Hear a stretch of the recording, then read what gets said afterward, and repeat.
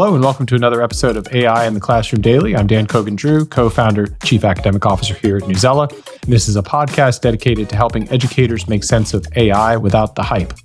So today we're going to talk about a recent article published by Dr. Philippa Hardman, who identifies herself as Dr. Phil. It's published earlier this month on her Substack. And the title of the article is How to Design Around Cognitive Offloading. And to have this conversation, she breaks this into two parts, and we're going to break our episodes into two parts according to these questions. The first question that we're going to talk about today is, when does cognitive offloading actually happen? And then the second part will be next episode, which will be, when does using AI improve cognition? So Dr. Phil is pulling research that was published in the last few weeks from a journal called the International Journal of Educational Technology in Higher Education.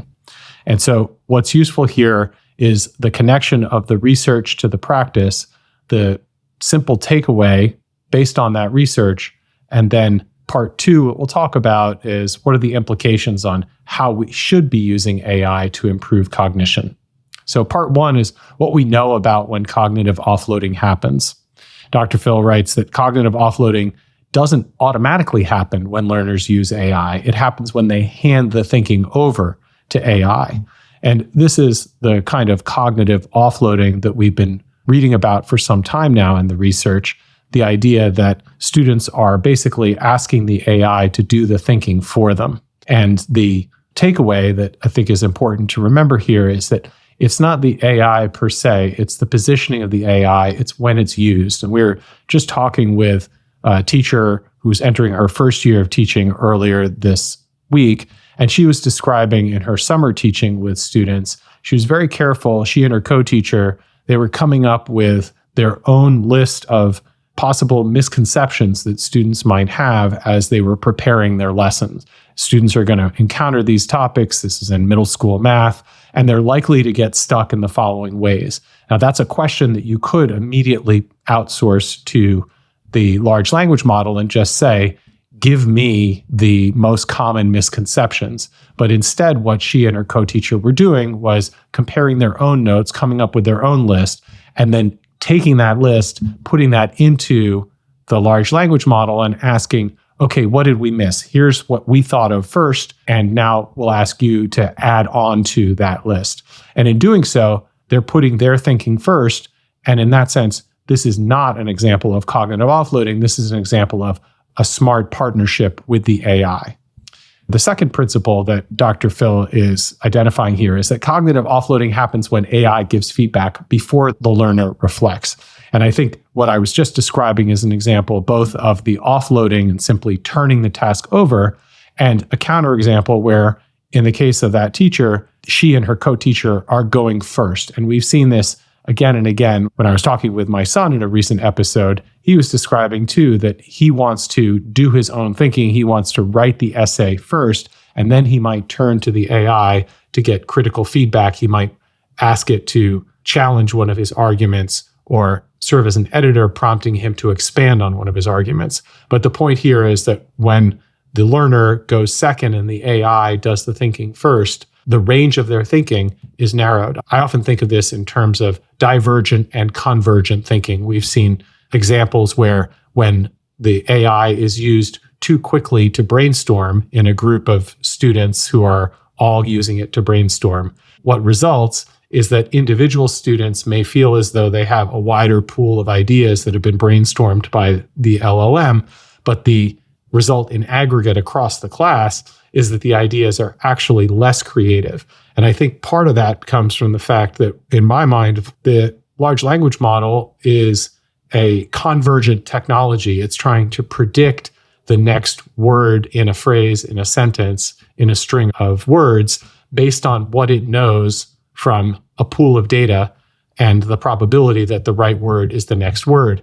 That is going to fundamentally result in less creative, divergent thinking because it's pulling from the odds of what already exists. Whereas the human mind, the student going first, is more likely to think divergently out of the box because they're not constrained to a pool of data that already exists in a database somewhere. The next comment that Dr. Phil makes is that cognitive offloading happens when the task rewards only the output. And we've seen a lot of cases of this, where in the example of the research that Dr. Phil is citing, when students were working to deadlines and grades, probably the most tangible reflection of product or output in academia, then their use of AI as a replacement for their own thinking increases. But when they're genuinely motivated to investigate something that is authentically interesting to them, they tend not to go into that replacement mode because they have a genuine stake in what they're researching. And this is also echoed by the conversation we had earlier with the teacher who's going into their first year of teaching. She was reflecting in her own experience as an undergrad, having just graduated from university, that she observed in her peers a tendency to begin over time to rely more and more on the AI to do more and more of the thinking. And there's a sort of slippery slope mentality there, that each incremental step towards outsourcing the thinking doesn't feel like a lot. But in aggregate, if you look from where you started to where you end up, based on the pressure that students are under as they're working towards deadlines and grades, they're turning more and more to the AI. We've also seen a study recently, we talked about in a previous episode, where students who had the impression that their peers were using AI were more inclined to use AI because they felt they didn't want to miss out on a competitive advantage. And this is another aspect and symptom of the same kind of task reward structure. The next statement that Dr. Phil describes is cognitive offloading happens when AI use is unstructured. I thought this was very interesting. This is an idea that she discusses that says basically students who are dabbling with AI by fixing a sentence here, checking a fact there, learned less than students who use no AI at all. And the explanation she cites in the research here is that the dabbling actually occupies too much of the mental load for the students as they're thinking about, on a kind of micro level, tree by tree, instead of considering the forest, how they want to use the AI to make this small fix here and that small fix there. And as a result, they're thinking in less substantial ways about the material about which they've actually been writing. And they're more narrowly focused on applying the AI here, there, in a somewhat haphazard way without structure. Another somewhat alarming observation that Dr. Phil cites here is that, according to the latest research, the cognitive offloading is the default and not the exception. And this is the case in a study recently showing that a genuinely productive way of working with AI was just in 7.5% of conversations. Whereas when looking at the population in the study at large, if these learners were left to their own devices, they were learning to use AI in ways that were actually weakening their learning, which is to say, as the implication instructionally here is that you can't depend upon the self-regulation of students to use AI in a productive way. And I was talking to my son about the extent to which he'd received guidance on how to use AI. Is anyone guiding him through his use of it and his college experience? And he said no. He's basically had very little conversation except for his professors saying, don't use it. So I think there's a lot of risk here in the absence of conversation and guidance about not just not using it, but how might you use it productively. And if you leave that to chance, what this study that Dr. Phil is referencing here shows is that this is not a wise tactic, because most of the population is going to choose a path that is going to lead to cognitive offloading. And then finally, the last comment that Dr. Phil is making based on the recent research is that cognitive offloading hides from immediate metrics, which is why the debate has been so confused.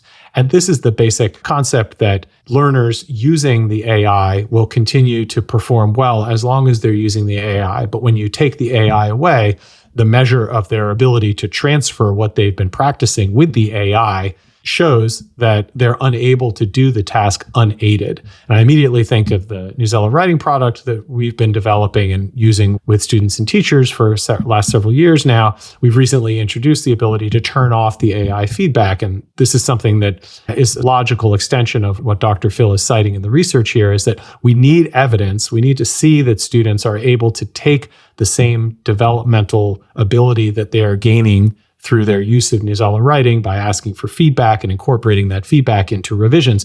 We need to see that they're able to do that without Newsella writing. And this is really the goal of all education, is that we need to be able to take that kind of transfer learning concept from understanding by design, Wiggins and McTighe. We need to be able to plan backwards from the ability that we want students to have, the skills and knowledge that we want them to be able to transfer from whatever the learning context is that we're developing in the classroom, so to speak, figuratively or literally. We need to be able to take that learning and skills and transfer it into a real world, into a separate context than the one in which they were learning it. And in this case, when the AI is that context, if you don't remove the AI or you wait too long to establish a baseline as to what students can do without the AI, you end up effectively allowing the students to fool themselves into believing that they have greater understanding, greater facility with the subject matter than they actually do, which you can immediately see as soon as you remove the AI. So these are a few of the notable remarks from Dr. Phil, again, under the heading here of what we know about when cognitive offloading happens. Part 2 that we'll talk about in our next episode is, what do we do now that we know this? When does AI improve cognition? So, highly recommend this most recent posting from Dr. Phil. I subscribe to her newsletter. Certainly suggest that you do as well. It's included in the show notes. As always, thanks for spending a little bit of time with us today on AI in the Classroom Daily, and we will see you again tomorrow.